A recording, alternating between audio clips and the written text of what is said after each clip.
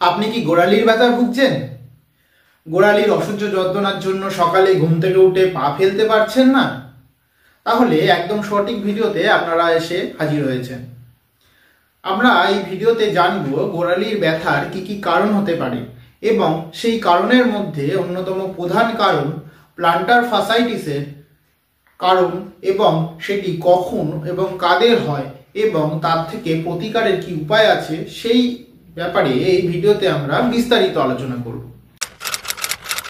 গোড়ালির ব্যথার কারণগুলির মধ্যে অন্যতম হলো প্লান্টার ফাসাইটিস, 2 নম্বর অ্যাকালিস টেন্ডন যেটা থাকে আমাদের গোড়ালির পিছন দিকটায় সেই জায়গায় বার্সাইটিসের কারণে, তাছাড়া রিউমাটয়েড আর্থ্রাইটিস থাকলে হতে পারে এবং কোনো কারণে যদি স্ট্রেস ফ্র্যাকচার দেখা যায় মানে হিল বোনে তাহলেও আমাদের গোড়ালির ব্যথা হতে পারে। তাহলে এই ভিডিওতে আমরা গোড়ালি ব্যথার অন্যতম প্রধান কারণ প্লান্টার ফাসাইটিস সম্পর্কে বিস্তারিত আলোচনা করব। তাহলে প্রথমেই জেনে নেওয়া যাক গোড়ালির অ্যানাটমি সম্পর্কে।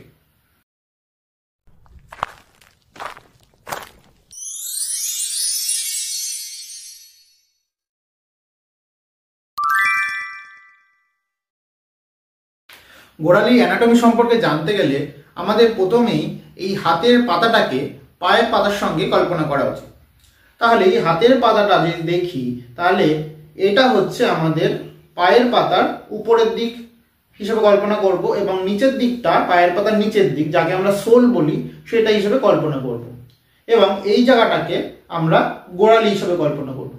এবার গোড়ালি থেকে পায়ের আঙুলগুলোর দিকে একটা পর্দার মতো ফাসা থাকে যেটাকে বলা হয় প্লান্টার ফাসা এবং গোড়ালির এই বোন যেটা হিল বোন সেটাকে বলা হয় ক্যালকেনিয়াম বোন। এই প্লান্টার ফাসার এই ইনফ্লামেশন যদি হয় তাহলেই তাকে বলা হয় প্লান্টার ফাসাইটিস। এবার আমরা এই ছবিতে দেখতে পাচ্ছি এই গোড়ালির যে স্ট্রাকচার আছে সেই এই বোনটাকে বলা হচ্ছে ক্যালকেনিয়াম বোন, মানে এটাই হচ্ছে গোড়ালির হাড়টা।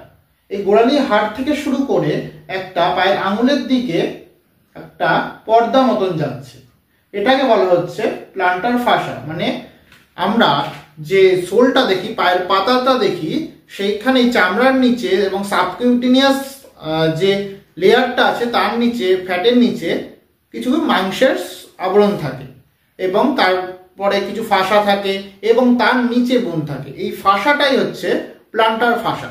এই প্লান্টার ফাসা যদি ইনফ্লামেশন বা প্রদাহ দেখা যায় তাহলেই তাকে আমরা বলবো প্লান্টার ফাসাইটিস। এই প্লান্টার ফাসাইটিস কাদের হয়? প্লান্টার ফাসাইটিস হয় সাধারণত যারা মানে পেশার স্বার্থে অনেকক্ষণ ধরে যাদের দাঁড়িয়ে থাকতে হয় বা যারা অ্যাথলিট আছে মানে যারা দৌড়ঝাঁপ বেশি করে বা অনেক পরিশ্রম করে পায়ের উপর তাদের হতে পারে, বা যারা ওবেসিটির শিকার মানে স্থূলতার শিকার তারাও এই রোগে আক্রান্ত হতে পারেন, এবং যাদের ডায়াবেটিস আছে থাইরয়েড আছে তারাও এই রোগে আক্রান্ত হতে পারেন, এবং যারা জুতো পরছেন অনেক সময় অনেকে শক্ত জুতো ইউজ করেন, সোলটা অনেক সময় শক্ত হয়, সেই শক্ত সোলের উপর অনেকক্ষণ দাঁড়িয়ে থাকলেও এই প্লান্টার ফাসাইটিস হতে পারে। এবং তাছাড়া অনেকের পায়ের যে আর্চটা থাকে মানে পায়ের সঠিকভাবে হাঁটার জন্য আমাদের পায়ের একটা আর্চ থাকে, সেই আর্চটা যদি বিঘ্নিত হয় তাহলেও প্লান্টার ফাসাইটিসের শিকার হতে পারে। এরকম নানাবিধ কারণে প্লান্টার ফাসাইটিস হয়। এবার আমরা দেখে নেব প্লান্টার ফাসাইটিস থেকে আমরা কিভাবে নিস্তার পেতে পারি। এবার আমরা দেখে নেব প্লান্টার ফাসাইটিস হলে কি কি সমস্যা হয়। প্লান্টার ফাসাইটিস হলে সাধারণত গোড়ালির নিচের দিকে মানে পায়ের পাতার তলদেশে ব্যথা হয়। মানে ঘুম থেকে ওঠার পরে হঠাৎ করে যদি মাটিতে পা ফেলা হয় বা অনেকক্ষণ রেস্ট নেওয়ার পরে যদি মাটিতে পা ফেলা হয় তখন অসহ্য যন্ত্রণার কারণে আপনাদের পা ফেলতে অনেক সময় অসুবিধা হয়। এবার জানবো এই প্লান্টার ফাসাইটিস কিভাবে শনাক্ত করা হয়।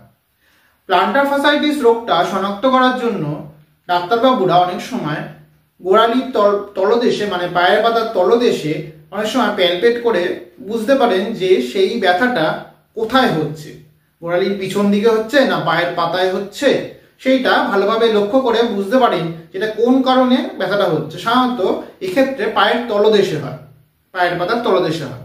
এবং তাছাড়া অনেক সময় যদি এক্স রে করা যায় তাহলে হিল বোন, যেটা আমরা বলেছিলাম ক্যালকেনিয়াম, সেইখানে একটা ছুচলো অংশ মতন দেখা যায়। একে বলা হয় ক্যালকেনিয়াম স্পার। তাছাড়া অনেক সময় এমআরআই করলেও এমআরআইতেও মাংসপেশির কোনো ক্ষয়ক্ষতি হচ্ছে কিনা সেই সম্পর্কেও বিস্তারিত জানা যায়। এই ইনভেস্টিগেশনগুলোর সাথে সাথে অনেক সময় থাইরয়েড প্রোফাইলও করা হয়, কারণ অনেক সময় দেখা যায় যে থাইরয়েড অনেক সময় মানে হাইপোথাইরয়েড এর সঙ্গে অ্যাসোসিয়েটেড থাকে। তাহলে আমরা প্ল্যান্টার ফাসাইটিসের ট্রিটমেন্ট সম্পর্কে জানতে গেলে আগেই পজিটিভ ফ্যাক্টর মানে কেন হচ্ছে প্ল্যান্টার ফাসাইটিস সেই সম্পর্কে আমাদের সঠিকভাবে জ্ঞান থাকতে হবে, এবং সেই পজিটিভ ফ্যাক্টরগুলো থেকে আমরা যদি নিজেদের সরিয়ে আনতে পারি তাহলে অনেক সময় এই প্ল্যান্টার ফাসাইটিসকে রোধ করা সম্ভব। মানে কেউ যদি অনেকক্ষণ ধরে দাঁড়িয়ে থাকেন তাহলে পেশার স্বার্থে, তাহলে তাদের কিছু কিছু সময় রেস্ট নিতে হবে, এবং ঘুম থেকে উঠলে পায়ের যদি অসহ্য যন্ত্রণার কারণে পায়ের পাতা ফেলতে অসুবিধা হয় তাহলে একটা পন্থা আপনারা অবলম্বন করতে পারেন।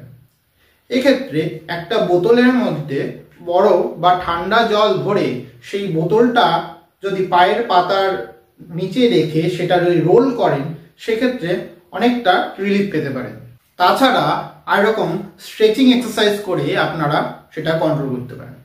এক্ষেত্রে কি করতে পারেন, আপনারা নিচে বসে পা দুটিকে লম্বা করে পায়ের পাতা দুটোকে সোজা রাখবেন এবং একটা তোয়ালের মতো ধরে সেই পায়ের পাতা দুটোর উপরের দিকে বাঁধিয়ে নিজের দিকে টানবেন, তাহলে একটা স্ট্রেচিং এক্সারসাইজ হবে। এবং তাছাড়াও অনেক সময় পায়ের পাতার তলদেশে একটা বল রেখে তার উপর পায়ের পাতাটা যদি রোল করেন সেক্ষেত্রেও কিছুটা রিলিফ পাওয়া যাবে। তাছাড়া কেউ যদি শক্ত সোল আলা জুতো ব্যবহার করেন তাহলে সেই জুতোটাকে পরিবর্তন করে নরম সোল যুক্ত জুতো ব্যবহার করবেন। এক্ষেত্রে সিলিকন সোল বলে একরকম সোল পাওয়া যায়, সেরকম সিলিকন সোল যুক্ত যদি জুতো ব্যবহার করেন তাহলেও আপনারা অনেক সময় রিলিফ পাবেন। তাছাড়া আরেকটা এক্সারসাইজের মাধ্যমে কোনো সামনে চেয়ার রেখে সেই চেয়ারটিকে ধরে যদি পায়ের পাতার উপর 30 সেকেন্ড করে দাঁড়াবেন এবং 30 সেকেন্ড দাঁড়ানোর পর আবার পায়ের পাতাটা মাটিতে রাখবেন। এভাবেও স্ট্রেচিং এক্সারসাইজের মাধ্যমে আপনারা কিছুটা রিলিফ পাবেন।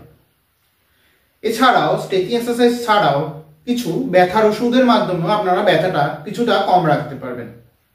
কিন্তু অনেক সময় ব্যথার ওষুধ খেয়েও বা স্ট্রেচিং এক্সারসাইজ করেও বা ফিজিওথেরাপি করেও অনেক সময় এর থেকে আমরা প্রতিকার পাই না।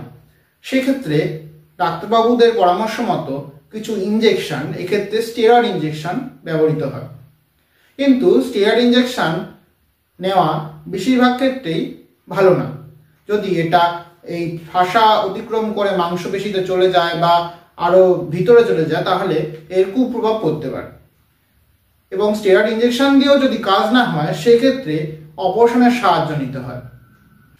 তাহলে আজকের ভিডিওতে আমরা প্ল্যান্টার ফাসাইটিস সম্পর্কে এবং সেই রোগটি থেকে আমরা কিভাবে প্রতিকার পাবো, চিকিৎসা পদ্ধতি কি কি আছে সেই সম্পর্কে আমরা একটি বিস্তারিত ধারণা লাভ করলাম। পরবর্তী ভিডিওতে আবার আমি আপনাদের কাছে কোনো নতুন টপিক নতুন রোগ এবং সেই রোগ থেকে কিভাবে আমরা প্রতিকার পাবো সেই সম্পর্কে আরও নতুন নতুন তথ্য নিয়ে আপনাদের সামনে হাজির হব। তো আজকের জন্য এইটুকুই। নমস্কার, ধন্যবাদ।